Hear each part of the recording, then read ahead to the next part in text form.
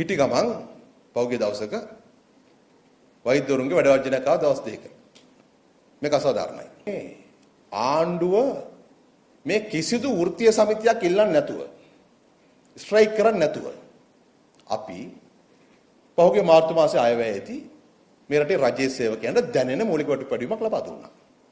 අප්‍රේල් මාසයේ වටුප වැඩි කරා මූලික වටුප ඒක ඊළඟ අදියර ජනවාරි මාසයේ වැඩි වෙනවා. ඒ කියන්නේ මේ 22 23 24 25 වගේ දවස්වල වැඩි වෙච්ච මූලික වටුප අතට ලැබෙනවා. දැන් හිතන්න වැඩි වෙච්ච මූලික වටුපක් අතට ලැබෙනකොට යම් කණ්ඩායමක් ඒක නොසලකා ස්ට්‍රයික් කරනවා නම් විශේෂයෙන් සෞඛ්‍ය ශාස්ත්‍රයේ ඒක නිකම් වෙන එකක් නෙමෙයි. සාමාන්‍යයෙන් අපි දන්නවා අයවැයක් කිට්ටුව වැඩ වර්ජන එනවා අයවැයේදී ආණ්ඩුවට බලපෑමක් කරලා යම් දේවල් දිනා ගන්න. දැන් අයවැය ඉවරයි. අයවැය ඉවරලා තියෙද්දි උන් හිටි ගමන් 23 24 වැඩ වර්ජනයක් එනවා. ඒ 23 24 තෝරගන්නේ එහෙනම් 23 24 තමයි වැටුපත්‍ර හම්බෙන්නේ. වැඩි වෙච්ච වැටුප වැඩි වුණු වැටුප අතර හම්බ වෙන 23 24 ඒ වෙලාවේ වැඩ වර්ජනයක් තෝරනවා. ඊට දවස් 50කට කලින් දවැන්ත දිත්වා කියන සුළි කුණාටුව ඇවිල්ලා දවැන්ත හානියක් රට වෙලා තියෙන අවස්ථාවක අපේ රටේ 650ක් මිය ගියා.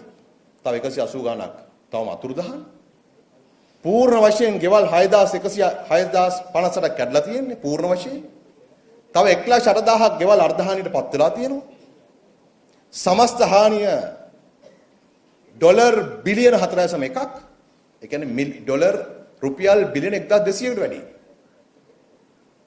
පාසල් සැලකුණු ප්‍රමාණයකට හානි වෙලා තියෙනවා. එහෙම තිබියදී මම කියන්නේ දින 50ක් ගත වෙනකොට මේ වගේ දැවැන්ත ආපදාවකින් කවුරු හරි Tamanට ලක්ෂයකමාරක වැටුපක් මොන හරි දීමනාවක් ඕනේ.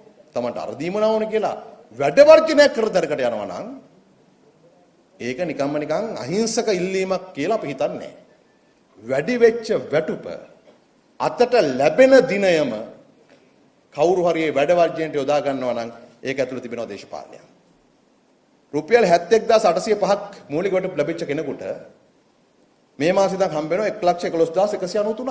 පළවෙනි වතාවට මූලික වැටුප ඉලක්කම් 6කට ගෙනව අපි සමහර වෛද්‍ය නිලධාරීන්ගේ. මම කියන්නේ මූලික වැටුප විතරක්. මම මේක පාර්ලිමේන්තුවේ තව විස්තරතුව මම කියන්නම්. රුපියල් 54305ක මූලික වැටුපක් තිබගෙනකොට අපි ගෙනාව රුපියල් 90673 වෙනකම්. මේකට තව එකතු රුපියල් 94000ක් විතර දීමනා. එක්ස්ට්‍රා ඩියුටි වැඩි කරලා තියෙන්නේ. එහෙමත් තිබියදී රෝගීන් බිල්ලට තබාගෙන සහ තමන්ගේම සහෝදර වෛද්‍යවරු පෞරක් විදිහට තබාගෙන මේ වැඩ වර්ජනයක් කරන එක අතිශය අසාධාරණයි.